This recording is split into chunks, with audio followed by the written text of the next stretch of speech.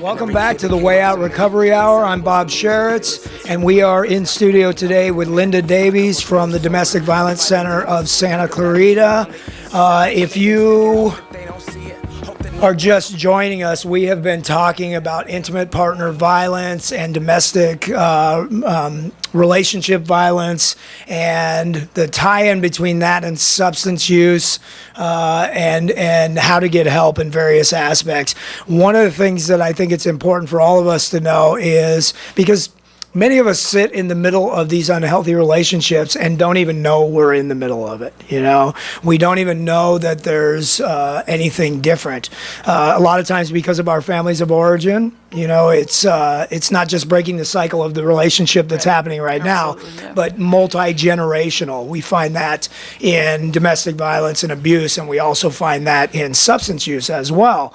And so there's a lot of crossover between these issues, just like my professor used to say, everything is everything, you know, and it's, you know, whether somebody comes into your organization and starts to open up about what's going on in their life, many of them, more than half certainly, are going to have some sort of substance use going on inside of their homes or personally. And when they come into our organization and they start to open up, many of them, certainly more than half, are at least going to have a history of abuse or domestic violence, if not active violence going on in the home right now. Yeah. So how do I know if I'm sitting in the middle of that? Okay.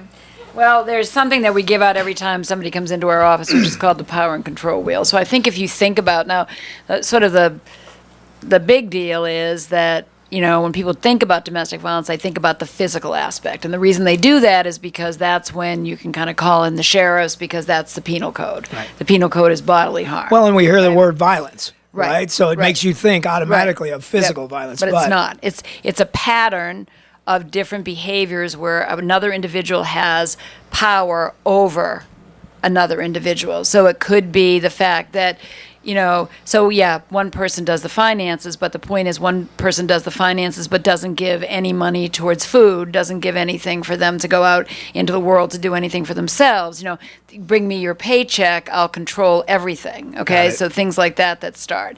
I mean, I'll hear stories about people that we were only allowed to eat like spinach and eggs or something. I mean, it was like the controlling even of the food that came down to what it was that was controlling the money.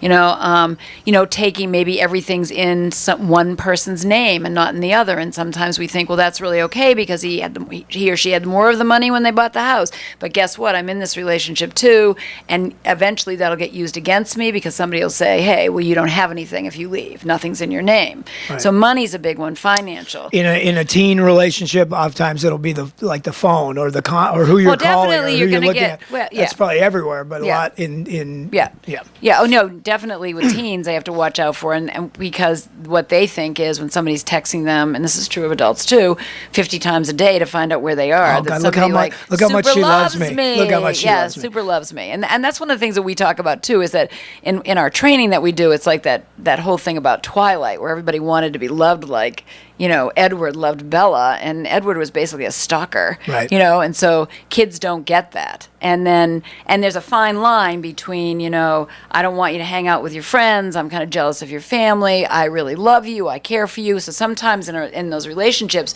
you can go back and forth between what's an acceptable relationship and what's a power and control relationship. Yeah. But I think people have to really understand that, and emotionally, a lot of times it'll be that the victim of domestic violence or of a power and control relationship always feels like whatever fight they have, whatever goes wrong, is their fault.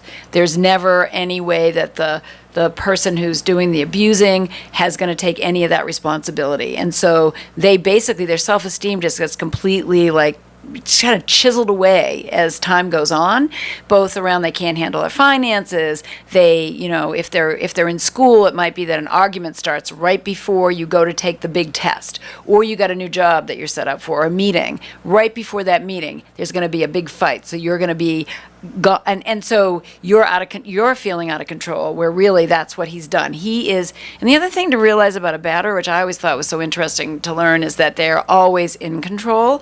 And that's why, as far as alcohol is concerned, it's not so much. I mean, I think that you could predict that there may be some battering that might happen when that person comes home. It might be one of the few times you could predict that it's going to happen because it's a cycle, Right. and you don't ever know when it's going to happen.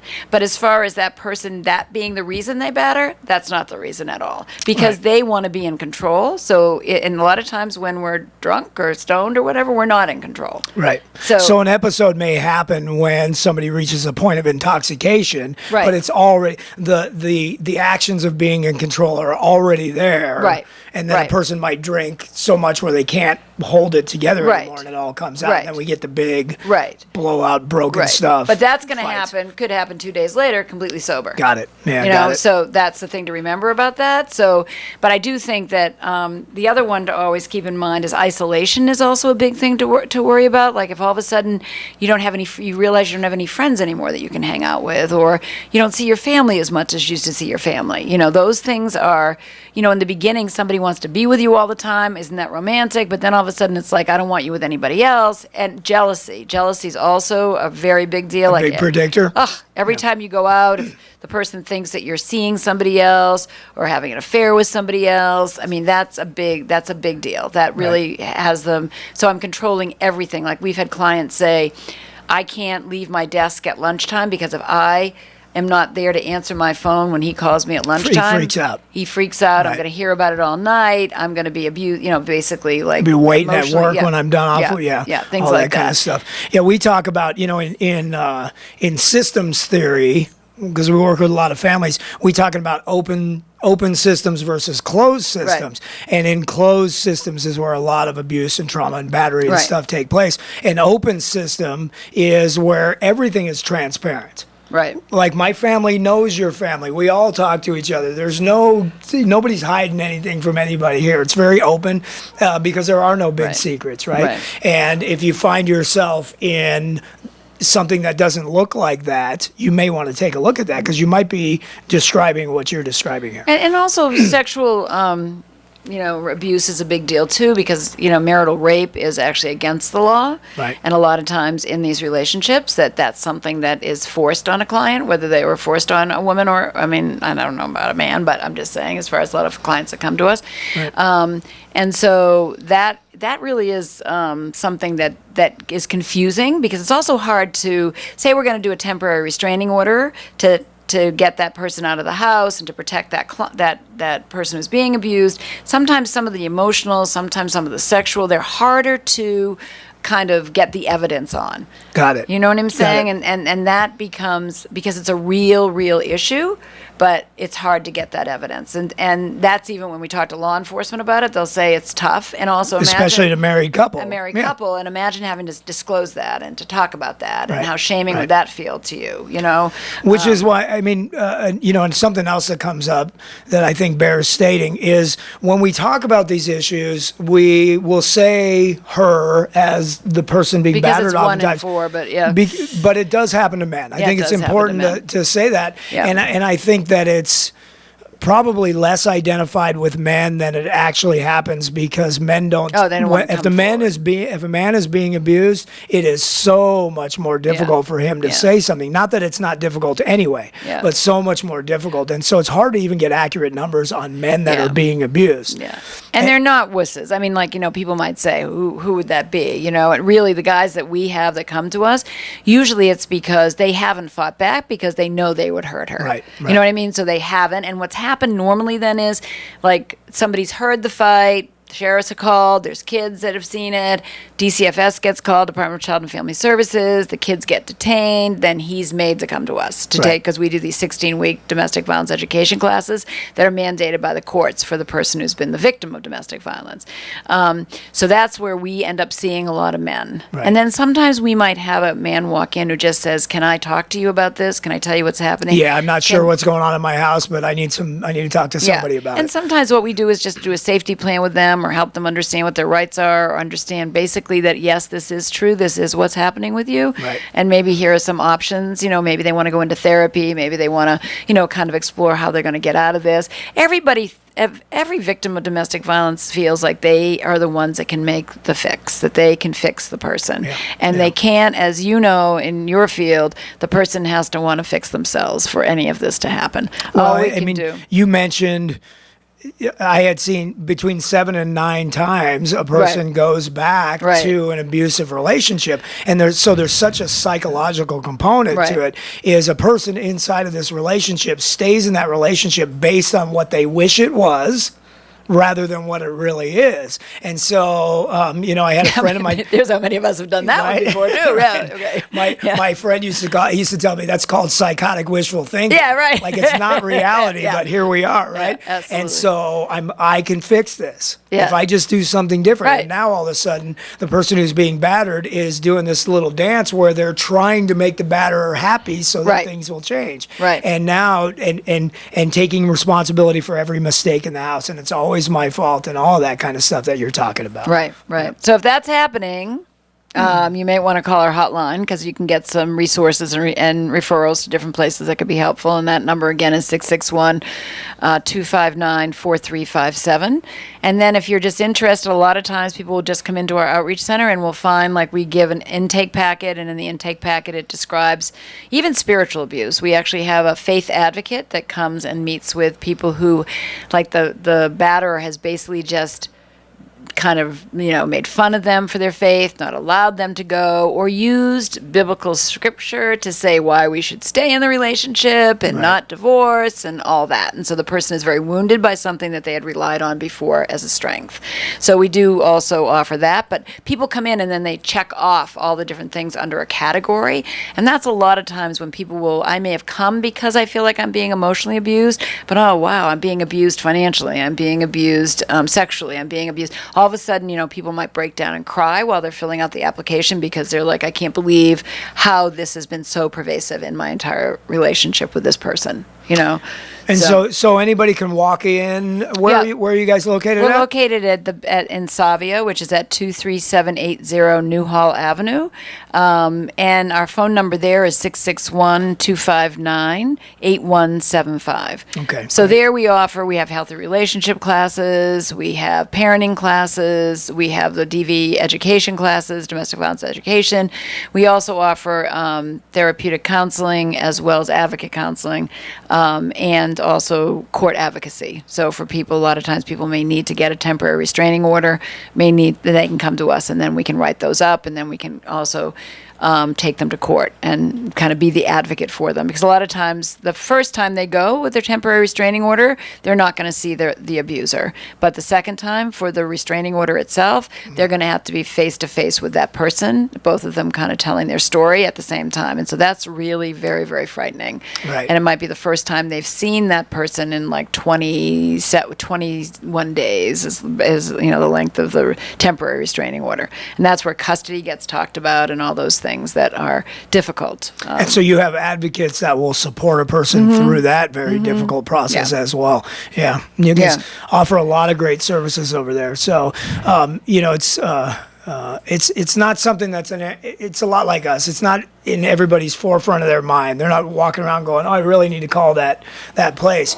But when they see it and hear about it, to get to you and just kind of weed through whether or not you are in an abusive relationship. One of the things that I just heard you mention the word safety. Mm-hmm. So what does that look like for anybody who might be experiencing that's really what we're in the business of. Right. You know what I mean? We're in the business of safety. And sometimes, that's what I have to always keep saying when my staff will say, I feel like we should be able to do more. And I'll say, well, you know what? We just made this person safe. Right. So a lot of times we'll do a danger assessment with them to see how dangerous the situation that they're in is. And then from there, we'll do a safety plan. If they're still going to live in their home, there are certain things that they need to know, certain ways they have to prepare themselves if they are going to leave, because when somebody leaves a domestic violence situation, it's the most dangerous time in the relationship because the batterer is losing complete control at that point. Mm-hmm. So it's a very tricky thing, and you really have to make sure. And that's why we also advise, if you are leaving a situation, that you don't go to any place where he or she may know you are.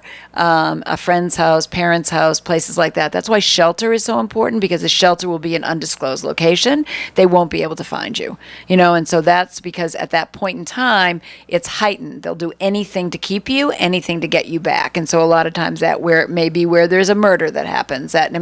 There was an incident a couple of years ago where a batterer showed up at a house with a knife and basically killed the friend who was, protecting his wife. And And so there is a high percentage of, murder. It's one of the biggest causes of homicide for women between the ages of 14 and 44 in our country. So it's something that people really have to, it's interesting because there's so many sad stories about this too. We've told this story, I think, a number of times, but we had an 18-year-old who was with us, and singles don't get, transitional housing is where we like to see people go after they're in our 30-day emergency shelter. And we can keep people up to 45 days, and we can help wait for them to get into that transitional house. But because of funding, a lot of people take families because we don't have this kind of funding, but a lot of people do, where you get more money if you have a family. Okay. And it really is. There's more money available for families. Right. Okay. So you get something for each child, something for the adult. All right. So I'm not blaming anybody for that, because we all know in nonprofits that funding is a really big deal and it's really difficult to maintain. And grants are specific, oftentimes. Grants are incredibly specific for families, specific for this age group. Absolutely. Right? Yeah. So we could not find this 18-year-old girl a transitional house to go into. So the only option she had was to go back to where she came from in her family. All right. And her family of origin her parents' was house one. or something. Yeah. And yet this batterer was in her community, but she had gotten a 5-year restraining order. Right. Well, he found her and basically beat her to death on the month after her 19th birthday.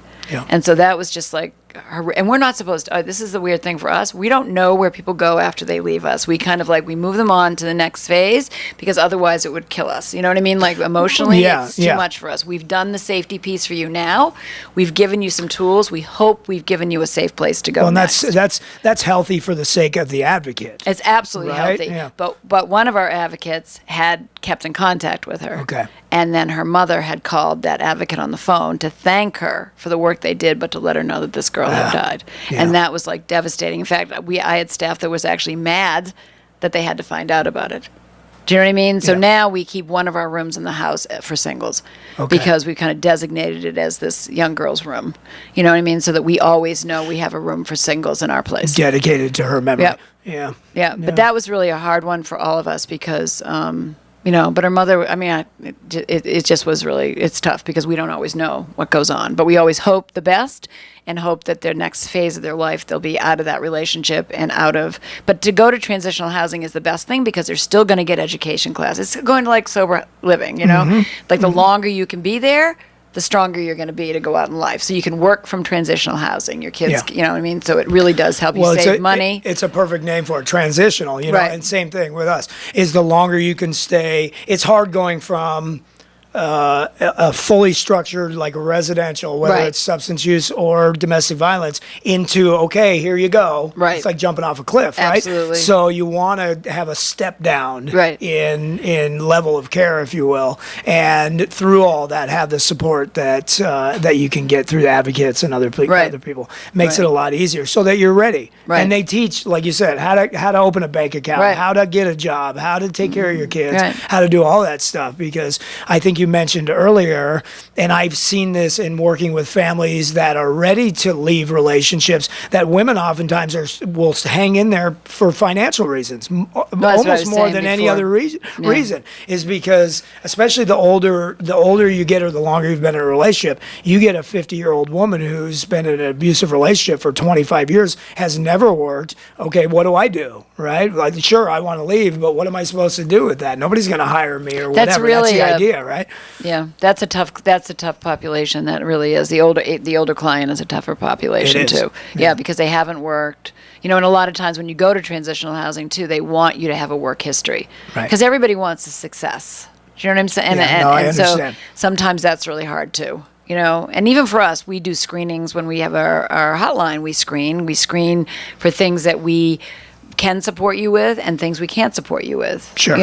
We don't always take somebody who's actively drinking, where there are certain, there's a place called Angel Step In, and that's a place that does have a really rigorous recovery program along with domestic violence. And so we would refer people to that. Yeah. We have different places that are more, like some places that take animals, some people that are more psychiatric, that they're bigger and they have like a psychologist on site, which we don't have, like we have interns and things like that, but not, well, so we refer out. That's the importance of knowing your referral sources as well. And, it can't be stated enough. Everyone who walks through our door is not going to be able to access our services. Right. Or if they do access our services, they may not be able to address every issue when they come through. Right. And so the more resources and the more relationships like we have now are better for all of us and better for the client. That's what we're here for. That's really what we're we're in here the business to help the client. Yep. So we'll be right back after this. This is the Way Out Recovery Hour.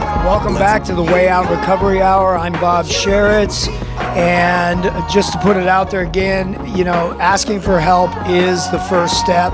If you're out there listening, please call for help to the Domestic Violence Center at 661-259-4357. So 661-259-4357. I have to catch myself. I almost give my cell phone every time. It's like, it's like, what number do you rattle off all the time, right? That's right. Yeah. So. Yep. Or give us a call at the Way Out. We're at 661-296-4444. We will direct you to the right person. If it's not substance use disorder issues specifically, then we will direct you to the right person. A couple of statistics. We've been talking about a heavy topic. Nobody deserves to be abused. No. Nobody deserves to be in an abusive relationship. Everyone deserves to get help. Whether this is a lifelong issue that you've been dealing with or it's this brand new relationship that you're in, please be aware of the signs and symptoms and ask for help. In California alone, 32.9% of California women and 27.3% of California men experience intimate partner physical violence, intimate partner sexual violence, and or intimate partner stalking in their lifetimes. So that's about a third. That's right around a third of everyone. In 2007, there were 174,649 domestic violence related calls to law enforcement. This is just in California. And many other incidents were unreported. 40% of reported incidents involved weapons. Yep. So we're talking about, it's a big deal, the stuff we're talking about. And I really like to give credit to anybody who's, I think the term that my friend used to use was in the trenches.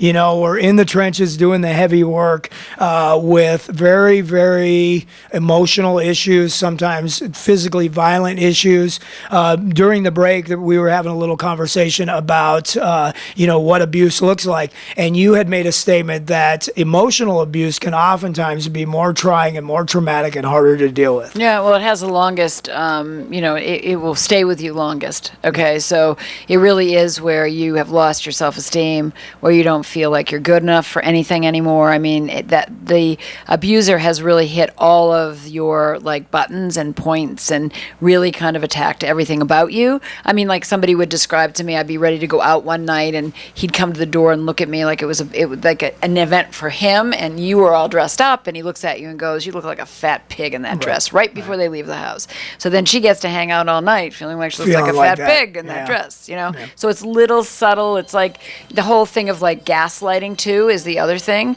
Whereas, you tell somebody that something's happening or you've put something somewhere, and then guess what? He's or she has totally moved that, so you can't find it, and you really feel like it's your, you're going crazy. Like you're going nuts. Yeah, you're going nuts. Yep. So that's a big deal, and we see a lot of physical abuse, but we see a ton of psychological abuse. And usually because their friends have said to them, "Come in, I know it's domestic violence." And so through that, they have to do things like keep texts that come. Don't get rid of any texts that may have any kind of a negative to it, because in that, it's also going to be things around killing you. It's also going to be things about people would say, "I can see you rolled up dead in that rug over there in the kitchen," things like that, just to threaten, or, use of even, a knife, but not going to hurt you, but just playing with a knife and then coming closer to the bed and stabbing it into the mattress, just to frighten you, just to do that to you, just to drive you crazy. Just basically. To keep control. Just to keep control. You be afraid of me. Yep. This is who I am. I own you. basically is what it is. Well, you know? and it plays right into the oftentimes psychological state of mind of a person who is being abused, that low self-esteem. The people that we work with, we talk to them about what healthy relationships look like, but I also will make a statement that says something like this: if you don't do the personal work, you may get out of this relationship, but guess what? If you don't do the personal work to improve your own self-esteem and improve who you are, then guess what the next relationship you're getting into? It's going to be his twin brother. Yeah, absolutely. So, absolutely. yeah, we gravitate towards that if we are in that state of mind, and that's why we have our second class that we set up was on healthy relationships, really based on codependency. Right. Really understand what it is to be in a healthy relationship and look at what a healthy relationship is. I mean, it's basically as simple as does the person that you're involved with care to listen to you? Do they do things that you like to do? I mean, that's something that you don't see. That will never happen in an abusive relationship, except in the beginning when he's trying to or she's trying to. The honeymoon period. The honeymoon period. Yeah. That's when you might see that. Well, there's a lot of great resources over there at the Domestic Violence Center. Please take advantage of them. I can't thank you enough for being on the show it's today. Always great. Yeah, it's always fun. Yeah, So we have a good time. Let's Thank you. let's put the Not phone at the number. Domestic Violence Center That's necessarily, right. but with Bob, I have a good time. Okay, we got to clarify that. Yeah. Let's put your phone number out there one more time. Not All your right. cell phone number, but the other one. Right? Yeah, the hotline number is 661-259-4357. And then you can look up online, too, at dvc-scv.org. We have resources, and we also have kind of a way for you to see whether you are in a domestic violence relationship or not. But to call an advocate is really another way just to kind of have a conversation about it at 661-259-4357. Thanks. Linda Davies, thank you again very much. This has been the Way Out Recovery Hour, and remember that asking for help is the first step.